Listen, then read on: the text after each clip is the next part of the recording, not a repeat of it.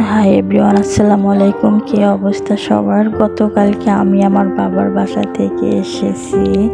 আসার পর দেখেন আপনাদের ভাইয়া আমার ব্যাগ নিয়ে কিভাবে যাচ্ছে।